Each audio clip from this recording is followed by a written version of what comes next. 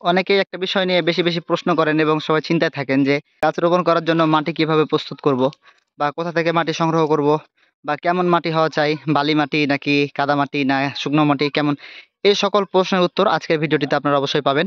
ভিডিওটি ভালো লাগলে অবশ্যই লাইক করবেন, শেয়ার করবেন এবং কমেন্ট করতে ভুলবেন না।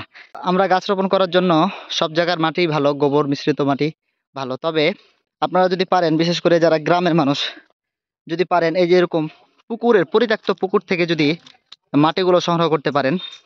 যেমন আমার এই পুকুরটা দেখুন, পানি শুকিয়ে গেছে। বিশেষ করে আপনার বৈশাখ জ্যৈষ্ঠ মাসের দিকে বা চৈত্র মাসের দিকে পানি শুকিয়ে যায়।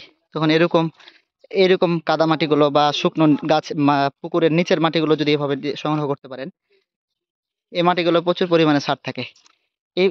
এই মাটিতে যদি গাছ রোপণ করতে পারেন তাহলে এই মাটির সাথে কোনো ধরনের সার প্রয়োগ করার কোনো প্রয়োজন নেই। তবে হ্যাঁ, এই মাটিতে সরাসরি গাছ লাগালে কিন্তু গাছটি মারা যাবে। এরকম মাটি নিয়ে যেয়ে মাটিগুলোকে আপনাকে শুকাতে হবে। শুকিয়ে ঝরঝরে যখন হবে তখন সেটাতে আপনার নতুন কোনো গাছ লাগাবেন।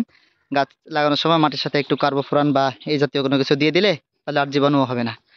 এক হলো। দ্বিতীয় নম্বর কথা হলো যে এই মাটি আপনারা যারা গাছ রোপণ করে ফেলেছেন, এখন আপনারা ভাবছেন যে গাছের গোড়ায় কোন সার দিলে গাছটি ভালো গ্রোথ হবে বা গাছ ভালো থাকবে। তাদের জন্য বলি যে আপনারা এই মাটিগুলো যদি শুকিয়ে ঝরঝরে করার পরে এই মাটিগুলোকে গাছের গোড়ায় ২ থেকে ৩ মুঠ করে দিয়ে দেন।